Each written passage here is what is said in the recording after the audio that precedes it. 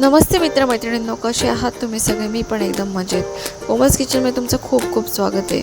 तुम्हाला सगळ्यांना हॅपी नवरात्री. मित्रमैत्रिणींनो, नवरात्रीचे 9 दिवस उपवास सुरू झाले आहे आणि उपवासाचे तेच पदार्थ खाऊन कंटाळा आला असतो. तर मी एक नवीन रेसिपी तुमच्यासोबत घेऊन आली आहे. ती म्हणजे उपवासाची इडली. उपवासाची इडली खायला अतिशय चविष्ट आणि करायला अतिशय सोपी असते. तर चला तर मग ह्याची रेसिपी बघूया. साहित्य कृती. सर्वात पहिले एक वरई आपण एका भांड्यात काढून घेणार आहोत. साबुदाणा 1/4 कप. आता याच्यामध्ये पाणी टाकून घेणार आहोत. पाणी टाकून आपण स्वच्छ हे 3-4 पाण्यात हे धुवून घेणार आहोत.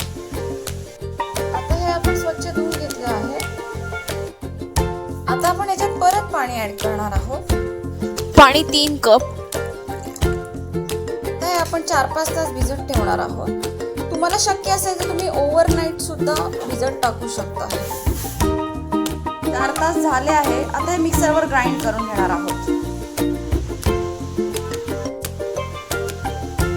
व्यवस्थित ह्याच्यातलं पाणी काढून हे टाकायचं आहे. त्याच्यात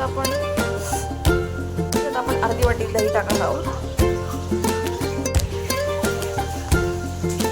त्याच्या ऐवजी ताक जरी टाकलं तरी चालतं, पण ताकाची क्वांटिटी कमी घ्यायची.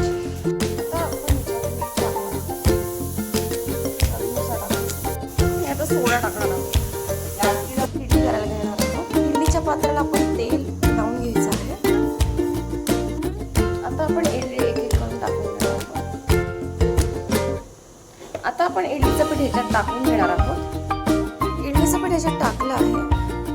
तर हे आपण बॉयलरमध्ये टाकणार आहोत. बॉईल झालेला आहे. 5 ते 10 मिनिटं वाफू द्यायचे. उपवासाची इडली आपली रेडी झालेली आहे. मी ही शेंगदाण्याच्या चटणी सोबत सर्व केली आहे. मित्रमैत्रिणींनो, नवरात्रीच्या दिवसांमध्ये ही रेसिपी नक्की तुम्ही ट्राय करून बघा. ही रेसिपी तुम्हाला कशी वाटली आणि कशी झाली हे कमेंट मला नक्की कळवा.